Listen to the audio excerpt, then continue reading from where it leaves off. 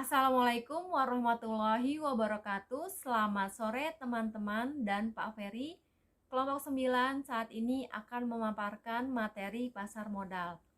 Pasar modal akan dijelaskan bersama anggota yang terdiri dari saya sendiri, Putri Nurmayanti, Triani Pujiastuti, Ratih Nurramadani, dan Rendra Rusadi. Saya akan menjelaskan pengertian pasar modal. Pasar modal adalah pasar yang beroperasi secara terorganisir di mana terdapat aktivitas perdagangan surat-surat berharga seperti saham, ekuitas, surat pengakuan hutang, obligasi, dan surat berharga lainnya yang diterbitkan oleh pemerintah maupun perusahaan swasta dengan memanfaatkan jasa perantara, komisioner, dan underwriter.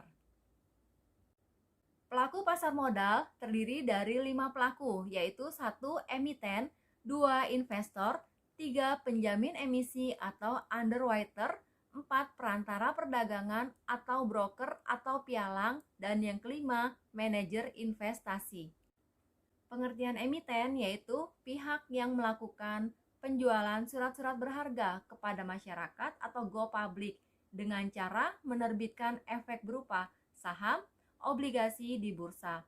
Kedua, investor. Investor adalah pemodal yang akan membeli atau menanamkan modalnya di perusahaan go public yang akan melakukan penjualan surat-surat berharga. Kemudian ketiga, penjamin emisi, underwriter. Penjamin emisi merupakan lembaga yang menjamin terjualnya saham atau obligasi yang diterbitkan oleh suatu perusahaan go public sampai batas waktu tertentu. 4. Perantara perdagangan, yaitu broker atau pialang. Di sini broker atau pialang merupakan perantara antara penjual dengan pembeli surat-surat berharga. Dan yang terakhir yaitu manajer investasi. Manajer investasi adalah pihak yang akan kegiatan usahanya mengelola efek untuk para nasabah. Seluruh kegiatan pelaku pasar modal yang akan berkegiatan di pasar modal dikelola oleh pihak ini.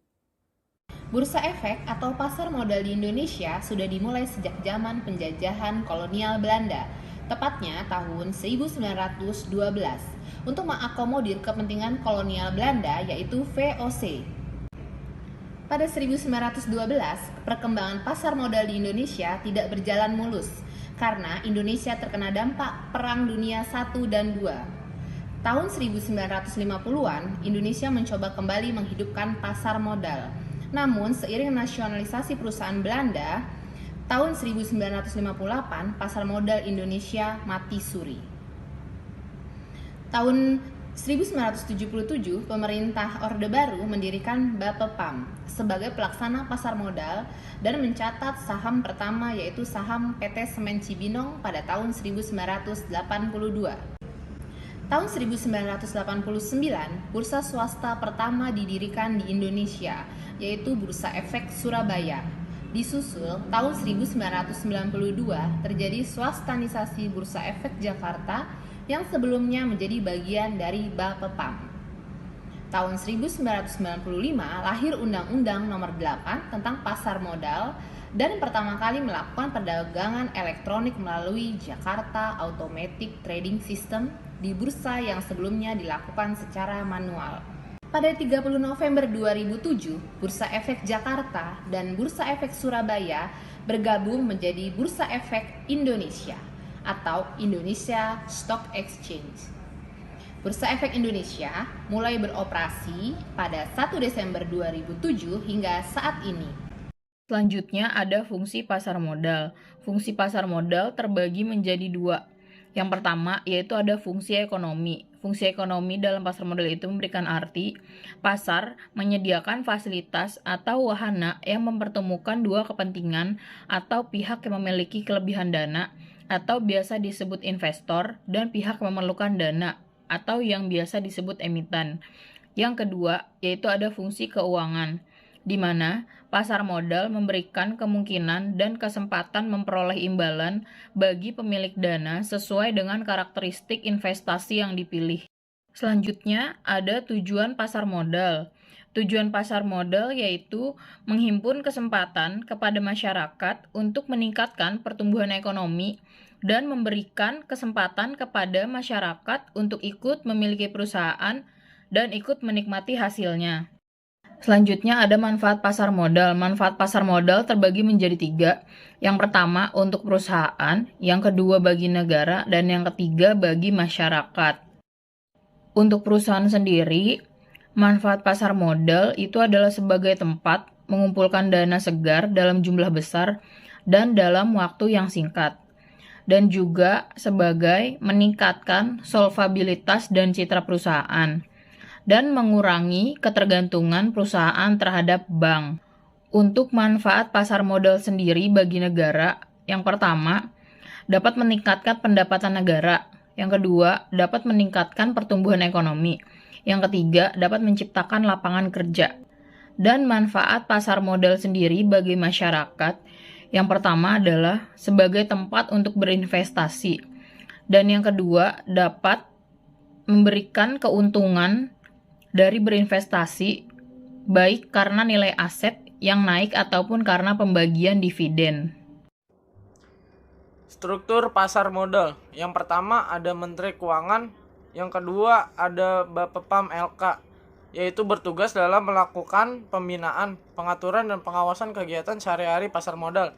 Yang ketiga ada Bursa Efek Indonesia, yaitu merupakan lembaga resmi yang telah memperoleh izin dari Bapepam LK selaku pihak yang berwenang untuk menjalankan perdagangan efek serta menyediakan sarana pendukung dan mengawasi kegiatan anggota Bursa Efek. Yang keempat ada lembaga clearing dan penjaminan, yaitu bertugas untuk menyediakan jasa clearing serta penjaminan penyelesaian transaksi bursa yang teratur, wajar, dan efisien. Yang kelima ada lembaga penyimpanan dan penyelesaian, yaitu bertugas untuk menyediakan jasa kustodian sentral serta penyelesaian transaksi bursa yang teratur, wajar, dan efisien. Yang keenam ada perusahaan efek, yaitu pihak yang melakukan kegiatan usaha sebagai penjamin emisi efek, perantara perdagangan efek, dan manajer investasi. Lembaga penunjang pasar modal terdiri dari yang pertama Biro Administrasi Efek atau BAE, yaitu merupakan pihak yang berdasarkan kontrak dengan emiten melakukan pencatatan kepemilikan efek dan pembagian hak yang berkaitan dengan efek. Yang kedua ada Bank Kustodian, yaitu merupakan pihak yang memberikan jasa penitipan kolektif dan harta lainnya yang berkaitan dengan efek serta jasa lain, termasuk menerima dividen, bunga, dan hak-hak lain, menyelesaikan transaksi efek, mewakili pemegang rekening yang menjadi nasabahnya. Yang ketiga ada wali amanat, adalah pihak yang mewakili kepentingan pemegang saham bersifat utang. Tugasnya antara lain menghindari rapat umum pemegang saham obligasi atau rupo, dan mewakili kepentingan pemegang obligasi dalam hubungan dengan emiten. Yang keempat ada perusahaan pemeringkat efek, merupakan perusahaan yang bertindak sebagai penasihat investasi yang tugas utamanya adalah melakukan kegiatan pemeringkatan atas objek pemeringkatan. Profesi penunjang. Profesi penunjang pasar modal terdiri dari akuntan. Akuntan publik adalah pihak yang memberikan pendapat atas kewajaran dalam semua hal yang material, posisi keuangan, hasil usaha, serta arus kas sesuai dengan prinsip akuntansi yang berlaku umum, serta memberi petunjuk pelaksanaan cara-cara pembukaan yang baik jika diperlukan. Yang kedua ada konsultan hukum. Konsultan hukum bertugas melakukan pemeriksaan secara menyeluruh dari segi hukum, legal audit, memberikan pendapat dari segi hukum, legal opinion, terhadap emiten dan perusahaan publik. Yang ketiga ada penilai, merupakan pihak yang melakukan penilai terhadap aktiva tetap perusahaan, kemudian menerbitkan dan menandatangani laporan penilai, yaitu pendapat atas nilai wajar aktiva yang disusun berdasarkan pemeriksaan menurut keahlian penilai. Yang keempat ada notaris. Notaris adalah pejabat umum yang berwenang membuat akta anggaran dasar dan akta perubahan anggaran dasar, termasuk pembuatan perjanjian emisi efek, perjanjian antar penjamin emisi efek, dan perjanjian agen penjual menyiapkan kontrak investasi kolektif atau KIK, reksadana serta perubahannya, serta membuat berita acara RUPS.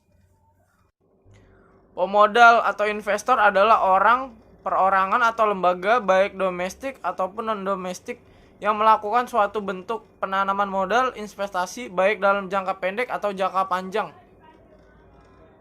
Emiten selain itu adalah emiten yang menjadi bagian dari struktur pasar modal, di mana emiten merupakan perusahaan yang mengeluarkan saham atau obligasi untuk dibeli oleh para investor, baik perorangan atau perusahaan. Struktur pasar modal di Indonesia ada untuk mempermudah setiap kegiatan pasar modal agar menjadi teratur. Jenis-jenis pasar modal yang pertama, pasar perdana, yaitu pasar yang memperdagangkan efek-efek untuk pertama kalinya sebelum dicatatkan di bursa efek. Yang kedua ada pasar sekunder, pasar yang menunjukkan efek-efek yang telah dicatatkan di bursa efek. Produk pasar modal ada 5. Yang pertama, saham. Saham adalah bukti kepemilikan atas sebuah perusahaan di mana pemilik saham berhak mendapatkan dividen atau pembagian laba.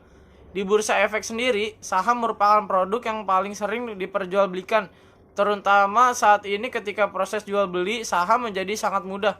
Saham juga termasuk investasi yang menawarkan keuntungan cukup tinggi.